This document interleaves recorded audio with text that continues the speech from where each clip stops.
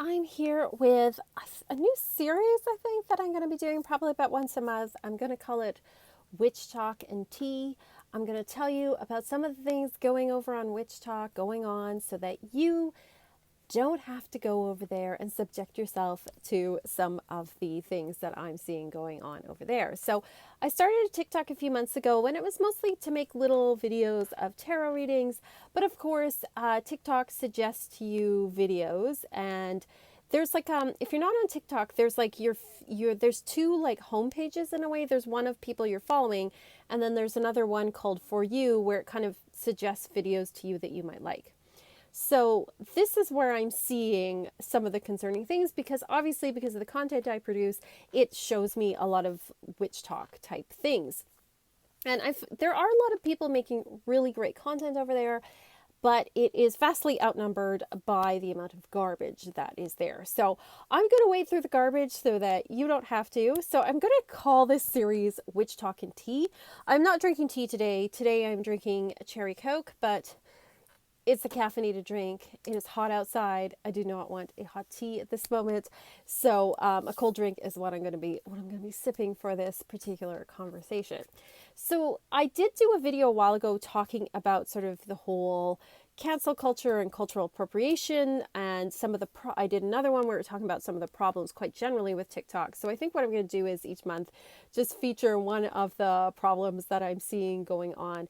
And the reason that I want to talk about this is because most of the content being made on Witchtok is by younger witches. Not all of it, but most of it.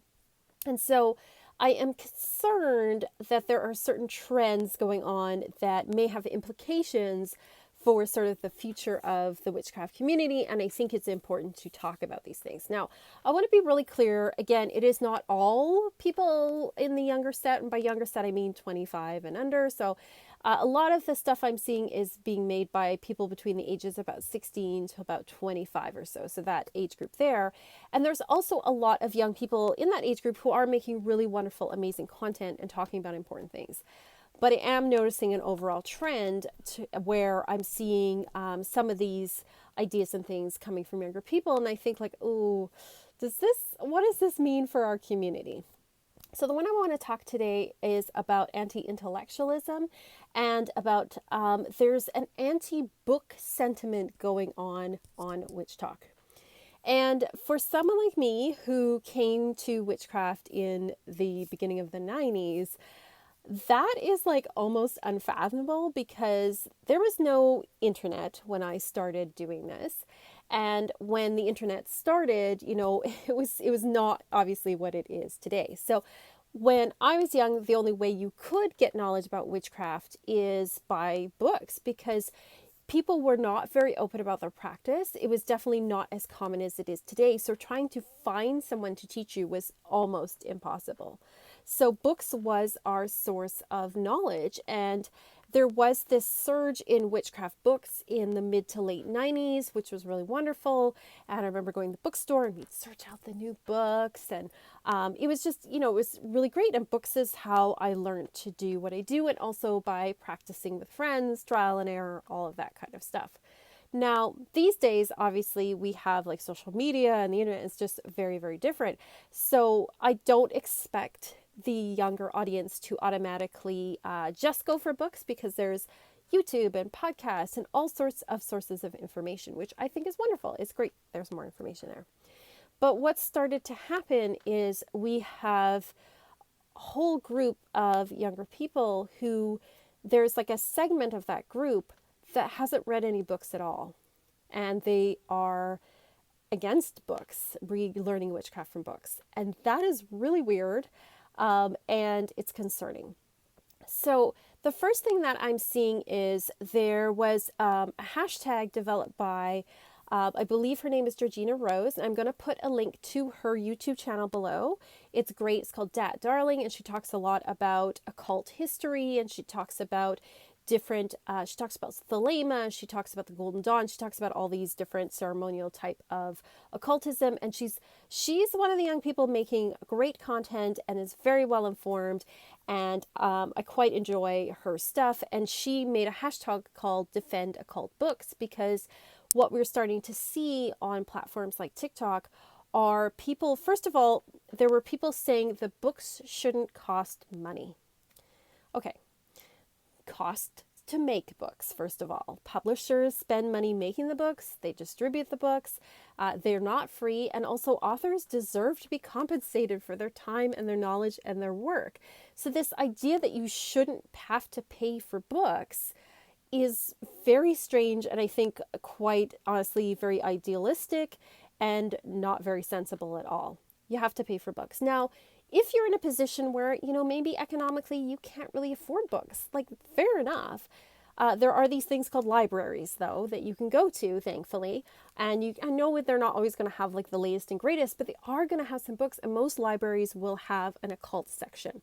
You can also borrow books from a friend. If you have a friend that, has books, I've lent books all the time to people. So, there are ways to get a hold of books, even if you don't have a lot of money for books. And then you could go, there's secondhand bookstores too. Thrift stores sometimes have books as well. You'd be surprised what you find there. So there are ways to get a hold of books if you don't have a lot of money. So I think, the idea of not having enough money, like, fair enough, but there's still ways to get books. But the idea that no one should pay for a book ever is not very realistic. And it also is not only is it not realistic, but it's also devaluing. It's saying like, oh, these authors don't deserve compensation for their time. The people working at these publishing houses don't need compensation for their time. I don't think it's just not very well thought out, I think, overall. And the idea is, well, knowledge should be free. I shouldn't have to pay for knowledge. And yes, ideas are free, but, people deserve to be compensated for teaching. People deserve to be compensated for writing books. Nothing, comes to you without some kind of cost at some point to you. There's also these people who are actually like against books completely. So there's also a group of people who say that you shouldn't be getting knowledge from books. You should only be getting it by word of mouth. Now, I don't think that, books are the only source of information. And part of the argument about like books are bad is people saying that books are colonizing. Okay, first of all, that makes me crazy. Books are not colonizing.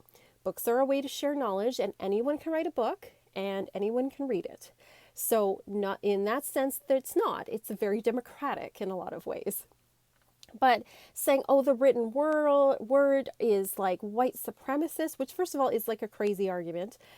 Written languages exist across the globe.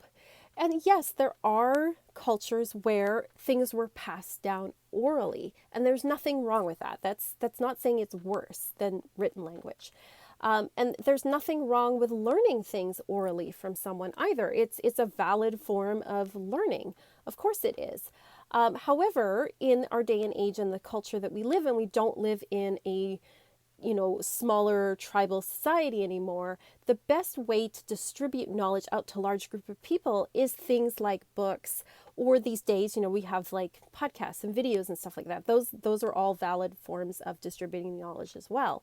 So the idea that you shouldn't read books because it's colonizing, to me, is just like, it's going like way, way too far in like a really weird direction.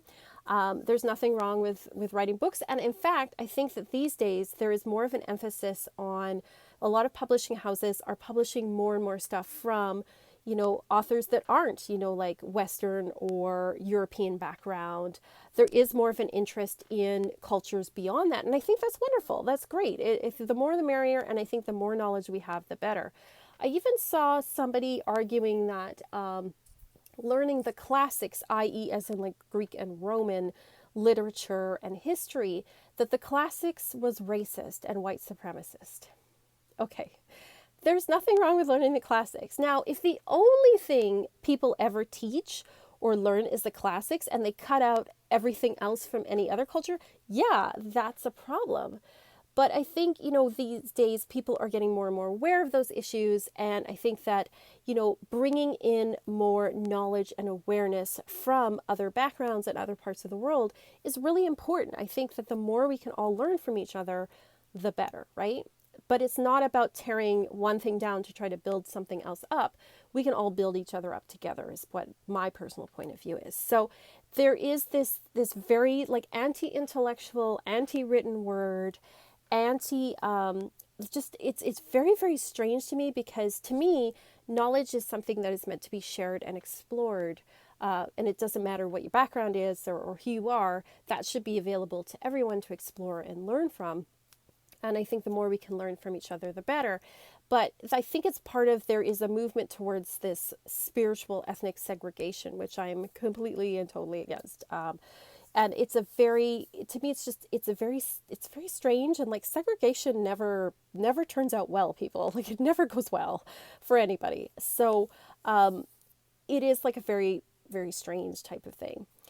There's also this idea that you should only get knowledge from people that you know orally. So there are people who are saying things like, oh, well, I learned everything from my mother or my grandmother, which fine. It's not saying that's like a bad form of knowledge. Like, sure, that's very valid. But to say that it's the only form of knowledge, or that books are bad, is not correct. And not everybody has access to somebody with experience. My experience has also been in the witchcraft community, to be quite frank, that half the people complaining or claiming that they come from a long line of witches are full of poop. They're not telling you the truth. Now, some people are, but some people aren't, so you always have to take that with a big grain of salt. As well, the thing with books is books require time. Books require in-depth study. Books require that a certain amount of time and space to be able to think and absorb things. And if the only place you're getting your information is from 1-minute videos on TikTok, which there are people who say, oh no, I only get my information from TikTok, that's not very in-depth. I actually find TikTok very challenging, because you can't express a full idea in 1 minute. It's really, really hard to do that. You're just getting these bite-sized snippets of information without any larger context to things. And so I think that, if you're only getting your information from things like that, you're not getting a full picture of things. You're getting little snippets, and that's going to give you a very shallow type of education. It's not going to give you a very in-depth one, the way that books will. And there are other forms of learning beside books. I mean, there's also, like I said, podcasts. There are some great YouTube channels that do go more in depth into things. So I'm not saying it's the only way to get knowledge, but it's still a really good, handy way to receive that knowledge. There are also people saying that reading is ableist. Okay, reading is available to everyone. Now, I know there are some parts of the world where people do not have access to schooling, and they should. I think education is a basic right we should all have. Also, some people are blind, but there are Braille books and books on tape. So when I say reading, I'm not just talking about reading with your eyes. I mean any form of reading. And to me, that again is a bit of a limited argument, because, like I said, if you can't actually read, if you're blind or something, there's still books on tape. And I realize that probably with occult books, there aren't as many out there. Hopefully, that's improving for people, but that knowledge is out there. But to say that that is the reason why no one should read is pretty ridiculous. So there was a great article, I posted it on the group that I run on Facebook called the Rocker Witch Circle, that was written by Georgina Rold about Defend Occult Books, and she really talks about some of these anti-intellectual stances and why books are important, and she's very eloquent, probably more eloquent than I am, so you can check that out there. But I want to know what your thoughts are. What are your thoughts on books? Do you think that books are bad, and we should not have occult books, and that they should get rid of them, and people should only learn from TikTok or from other people? What are your thoughts on these things? Let me know, and I think I'll be back next month with whatever nonsense has come up next on Witchtok. But I want to know your thoughts. If you want to check out my readings, I have my Etsy shop down below. And on my Patreon, we are working with the goddess Diana. We are working on blessing our inner child and blessing the animals in our lives. If you want to check that out, you can there. Thank you so much for watching. And as always, peace and love.